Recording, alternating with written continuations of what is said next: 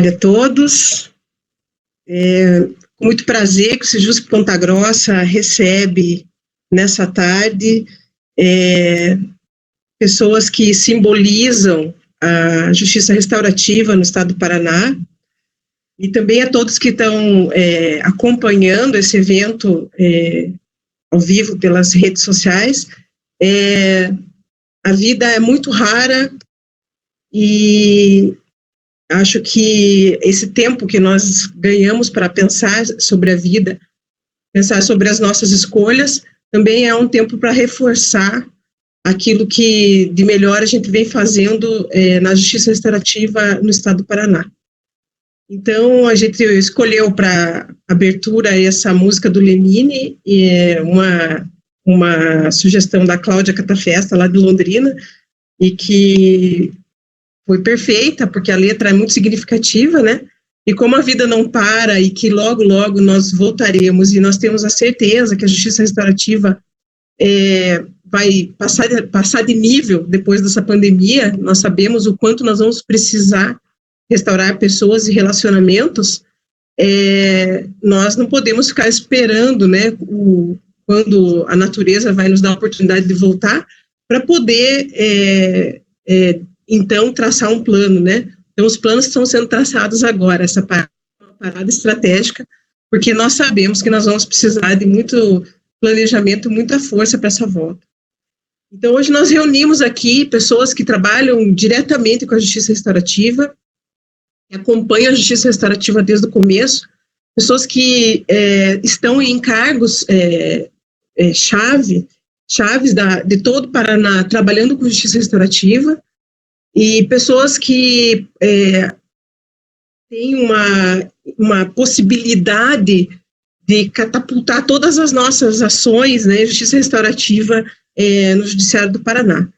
Meu nome é Larissa, não me apresentei, me perdoe, sou juíza aqui de Ponta Grossa, sou coordenadora do Sejusc de Ponta Grossa, e nós vamos fazer, então, aqui um bate-papo, né, falando primeiro, conversando com quem vai falar primeiro, o conselheiro Kepp, Luiz Fernando Tomás Kepp, que é conselheiro do CNJ, prata da casa, desembargador pelo Tribunal de Justiça do Estado do Paraná, que sempre trabalhou com métodos de solução adequada de conflitos, e que agora está sob a sua batuta o assunto da justiça restaurativa no CNJ. Ele é o responsável por comandar as ações desse assunto por lá, junto com o comitê que o conselheiro coordena.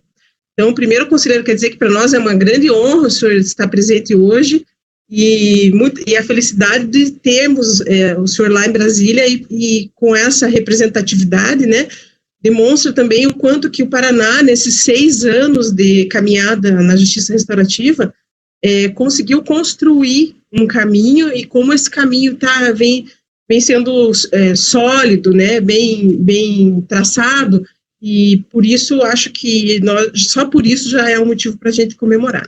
Então, sem mais delongas, eu passo a palavra para o senhor, o conselheiro Kepp, que vai abrir, então, esse nosso evento.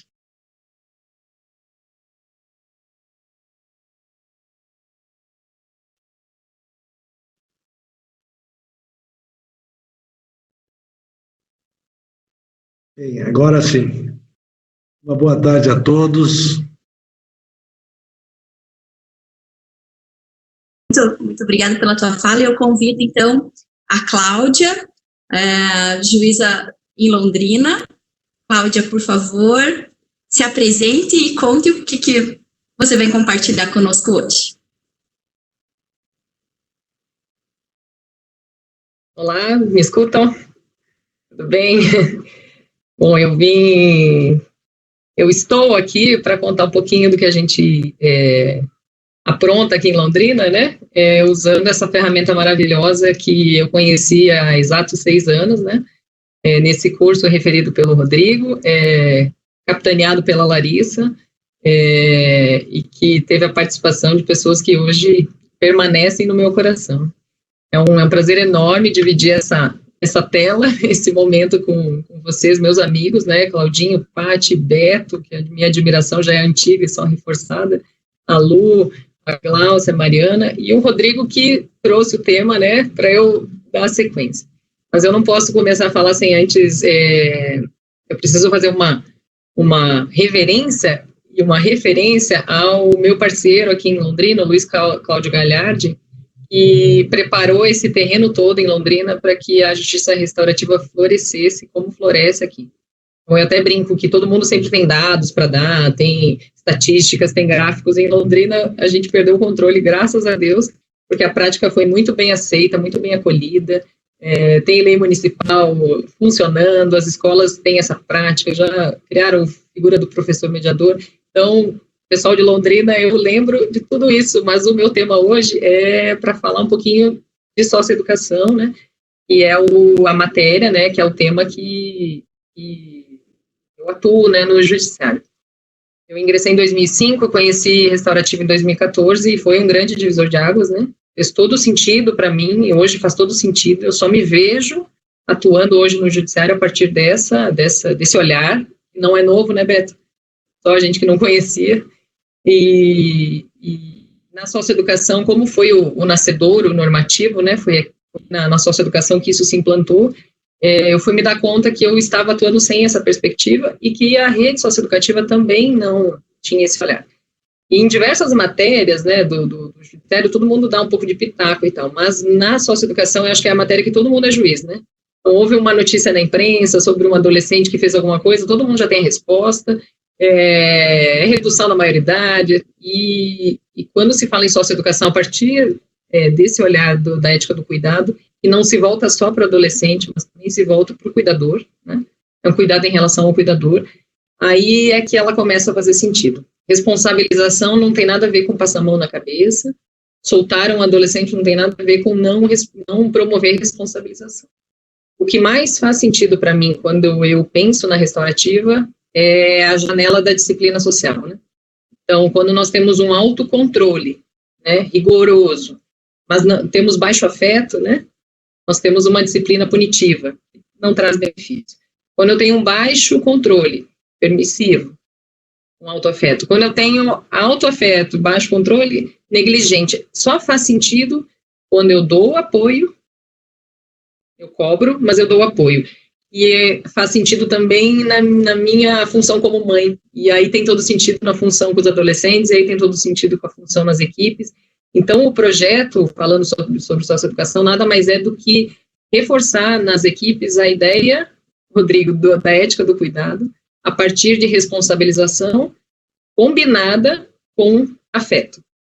Ah, mas então tem que amar um adolescente que matou um pai de família? Não, não é isso que a gente pede, né?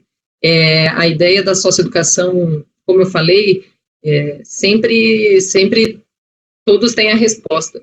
Mas me incomodava quando eu assumi que eu tinha uma fala, eu não, né? O SINASE, a Constituição, o ECA, e eu percebia não um muro que separava dos executores das medidas que eu aplicava, mas um abismo, né? Existia um verdadeiro abismo entre o que se colocava nas decisões judiciais e o que se concretizava na prática. Eu assumi Londrina em 2012, numa época em que o Sense tinha passado por alguns problemas bem graves, né, de violências intramuros, de afastamento de agentes, né, uma situação bem pesada, e havia então, como eu falei, esse verdadeiro abismo. E relatos de violência muito frequentes, e aí em 2015, juntamente com a Aline Fioravante, que eu sei que está assistindo agora, que é uma super parceira, incomodados que estávamos com essa situação, a gente decidiu, por isso o nome do projeto, falar sobre socioeducação. Então ninguém quer passar a mão na cabeça, ninguém quer evitar responsabilização, não, mas nós precisamos fazer algo que tenha sentido para a formação desse adolescente que passou conosco. E aí o projeto começou em que sentido? Eram reuniões, círculos, Beto, eu conduzia os círculos, juiz facilita sim, e se o juiz não puder facilitar, nós somos todos aqui violadores da norma, né? E então nós sentamos de fato para dialogar sobre coisas duras. Eu sei que tem muitos agentes aí que estão assistindo hoje, foram momentos bem difíceis, mas o que a restaurativa traz de mais maravilhoso é a horizontalidade. Então, eu não estava lá numa posição de juíza, não estava lá numa posição de dona da verdade, né, em que geralmente arrogante que é, né, Rodrigo se arvora dessa posição de dono da verdade, mas não, para pensar juntos como avançarmos. Então, começamos com uma unidade socioeducativa e com as duas, eu tenho o sistema completo em Londrina, né, tenho tanto o sistema fechado, tenho o semi-liberdade, nós temos o meio aberto, né, o CREAS. E foi 2015, 2016, 2017, fomos fazendo esses encontros, e os relatos de violência foram diminuindo, os projetos dentro das unidades foram aumentando, a restaurativa não era mais vista como algo feminino, doce, ao contrário, como algo, uma ferramenta importante para a construção desse coletivo, e hoje, graças a Deus, assim, nós temos, eu sempre falo que nós temos uma rede socioeducativa, não só em Londrina, mas essa semente, eu sei que a Larissa semeou ali em Ponta Grossa também, o Rodrigo semeia lá, quem tem infância faz isso.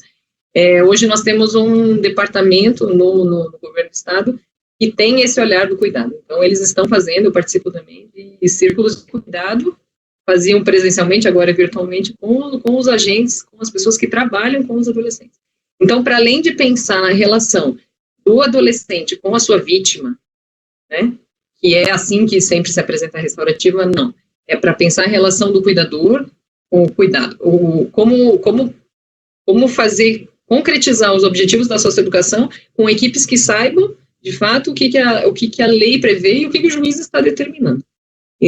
Aí foram vários avanços muito, muito bacanas, né? E com o tempo, então, a gente conseguiu construir essas pontes, não só entre o judiciário e as unidades, mas entre o judiciário e as unidades e o conselho tutelar, entre o judiciário e as unidades, o conselho tutelar e o CREAS, e eles fazem hoje várias situações, vários eventos, várias reuniões que já nem é mais necessária a participação do juiz. Tamanha é a integração dessas equipes. O adolescente visto como um inteiro, não como algo partido, porque ele era um adolescente quando eu atendo e aí sai uma decisão. Aí ele vai para uma unidade fechada, ele é um adolescente. Aí ele vai para aberto, não, ele é uma pessoa só que transita em todos esses espaços e que a atenção que cuida deve ser inteira. Deixa eu ver se eu esqueci alguma coisa, porque o meu tempo está encerrando aqui. Mas acho que assim, o principal que eu queria deixar aqui nesse bate-papo, né, nessa conversa, é essa dimensão do tamanho do benefício que a gente tem quando envolve, sim, a responsabilização e o cuidado com quem cuida, com quem, inclusive com as famílias, com as vítimas, né, essa é a extensão. E para encerrar, eu só queria trazer uma fala que eu sempre trago para as reuniões.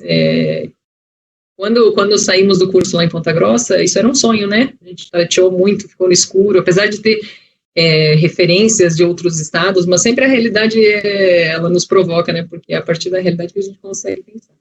Mas era um sonho, e um sonho sonhado só, fica só um sonho. Sonho sonhado junto, ele se torna realidade. Então, minha admiração por vocês, né? Por tudo que nós conseguimos construir juntos, meu orgulho e minha noção de pertencimento hoje, de fazer parte de um tribunal tão vanguardista, né? E o conselheiro trouxe a informação de que eles estão pensando em manuais para implementação e a gente está aqui contando diversas experiências bacanas. Não caberiam todos os colegas nessa tela, né, Larissa? E fazem coisas maravilhosas nas comarcas, então minha admiração por vocês. Obrigadão aí pelo... Cumpri 10 minutos.